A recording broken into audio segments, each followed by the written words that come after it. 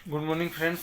आज पिछली वीडियो में जो हमने चेक विनिमय पत्र और बिल ऑफ एक्सचेंज में इनके पक्ष में जो अवधारणा होती है कि जब तक इनको देने वाला स्वीकार करने वाला जिसने चेक दिया है स्वीकार दिया है, बिल ऑफ एक्सचेंज स्वीकार किया है और प्रोमिजरी नोट लिख के होल्डर को दिया है, तब तक ये साबित ना कर दे कि ये गलत रूप से मुझसे लिए गए हैं, तब तक ये अवधारणा होल्डर के पक्ष में की जाती है कि वह सही रूप से उस बिल ऑफ एक्सचेंज का होल्डर है और उसे प्रतिफल देना था, उसे उचित तारीख में दे दिया गया था और उचित पृष्ठांकन है, जो लिखा हुआ है सब सही है।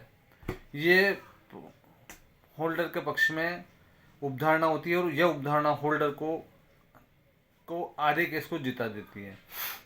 अब इस अवधारणा का क्या खंडन किया जा सकता है? तो हम धारा 118 में जो प्रिजम्पशन दी गई है और 139 में जो धारा 138 के अंतर्गत केस चलने वाला है उसमें जो प्रिजम्पशन दी गई है उस पर बात करेंगे कि भी क्या इसमें बचा जा सकता है और क्या नहीं बचा जा सकता है। क्योंकि धारा 139 कहती है कि चेक वैध रूप से दिया गया था, कानूनी रूप से वसूली योग्य है, और धारा 138 में 139 को प्रिजम्पशन होती है वह लागू होती है।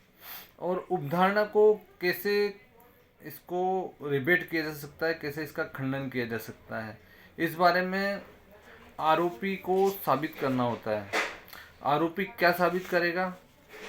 उसे उसे सबूत दिखाना होगा कि जो चेक इस होल्डर के पास है यह कर्ज नहीं था, यह चेक सिक्योरिटी बतौर दिया गया था, यह चेक चोरी हो गया था, ये चेक पर हस्ताक्षर उससे ज़बरदस्ती करवा लिए गए थे और जो रुपये उसे देने थे, जिस पर आरोप है, जिसके ऊपर धारा 138 का केस चल रहा है, उसने नगद चुका दिए थे। इस तरह का एविडेंस उसे देना होगा। दूसरा तरीका है, जो शिकायत करता है उससे जिरह होती है, उस जिरह में उस परिवादी से जो जिसके जो होल्डर है उससे इस सच को उगलाना, ये भी एक दूसरा तरीका है जिरह के दौरान।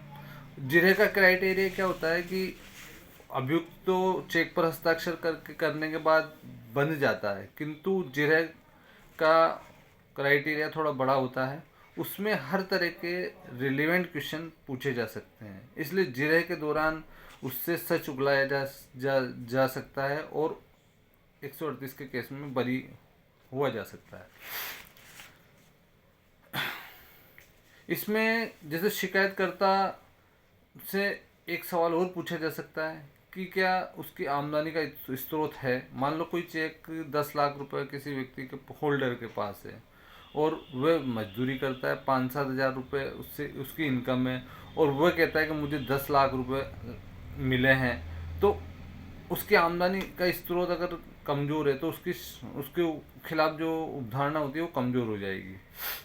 अब इसमें सुप्रीम कोर्ट का जो कहना है वह है, ये रंगप्पा बनाम श्री मोहन 2010 का केस है।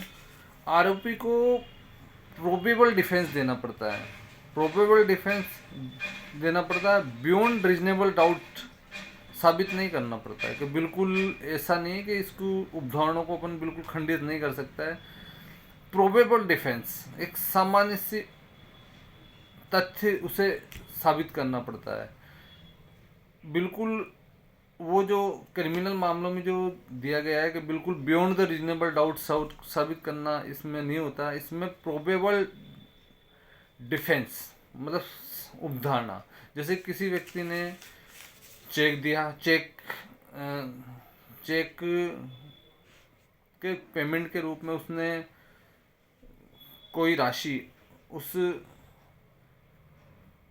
चेक के बाउंस होने के 15 दिनों के अंदर जो उसे समय दिया जाता है उसमें उसने कोई पेमेंट किया और उसके पास उसकी ऑनलाइन रसीद है या 2 गवाह है, तो वह गवाह और उसे तस्दीक कर देगा हाँ दिया, बस इतना सा काफ़ी है।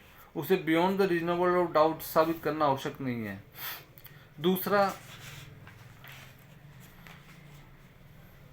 बसलिन गप्पा वराम मुद्रस गप्पा, दक्षिणी भारत का केस है 2019 का। अगर शिकायतकर्ता की वित्तीय स्थिति और वित्तीय क्षमता पर संदेह है तो यह अवधारणा कमजोर पड़ जाती है। दूसरा सुप्रीम कोर्ट का ये कहना है। तीसरा है कल्याणम कल्याणमणि टैक्स बनाम बाल सुब्रमण्यम 2021 का केस है। आरोपी ने चेक पर हस्ताक्षर माने हैं तो धारा 139 की अवधारणा लागू होगी और आरोपी को साबित करना पड़ेगा निश्चित, ये सुप्रीम कोर्ट का भी कहना है। एक लेटेस्ट जजमेंट है रतिराम यादव बनाम गोपाल शर्मा 2025 का है, राजस्थान हाई कोर्ट का है। आरोपी ने चेक देना माना है और कोई रिबूटल एविडेंस नहीं पेश की है तो धारा 139 की अवधारणा लागू होगी और उसे चेक के मामले में सजा से कोई नहीं बचा सकता। तो धारा 138 में अवधारणा कठोर रूप से ली गई है और ऐसा नहीं, इतनी कठोर भी नहीं है, उसे प्रोबेबल डिफेंस देना पड़ता है, सामान्य डिफेंस कि हाँ इतना सा दे दिया। अगर आरोपी थोड़ा सी सावधानी रखे, किसी व्यक्ति को चेक दे तो चेक की फोटोकॉपी रख ले, किसी को पेमेंट दे तो उसके वीडियो रिकॉर्डिंग रख ले, उससे सादे कागज़ पर ही पेमेंट की रिसीव लिखवा ले, वो भी चलेगा। मतलब ऐसा बिल्कुल बाध्य नहीं है कि स्टाम्प पे लिखा है, एक सादे कागज़ पर भी वो उस दिन तारीख जो पेमेंट दे रहा है उसे प्राप्त कर रहा है तो उसकी रसीद बनवा ले। तो प्रोबेबल डिफेंस देनी होती है, प्रोबेबल डिफेंस आपने दे दी तो आप केस में बरी हो सकता हो, अन्यथा अवधारणा कठोर है और वह अभियुक्त के विरुद्ध जाती है। इसका रीज़न है कि परिवादी को अनावश्यक रूप से पजल्ड करने से बचाना है अवधारणा, क्योंकि व्यापार की लाइफलाइन माना जाता है निगोशिएबल इंस्ट्रूमेंट एक्ट को। अगर व्यापार में सामान्य चीज़ों को से परेशान किया जाएगा तो व्यापार बाधित हो सकता है, इसलिए इस अवधारणा को रखा गया है। तो आशा है मेरी जानकारी आपको अच्छी लगी हो तो लाइक एंड शेयर करें और चेक विनिमय पत्र और बिल ऑफ एक्सचेंज को लिखने और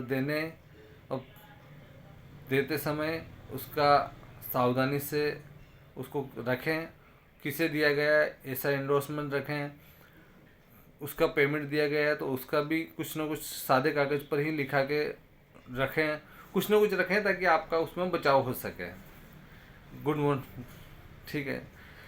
आशा है आपको ये जानकारी अच्छी लगी हो और वीडियो अच्छी लगी हो तो लाइक एंड शेयर करें।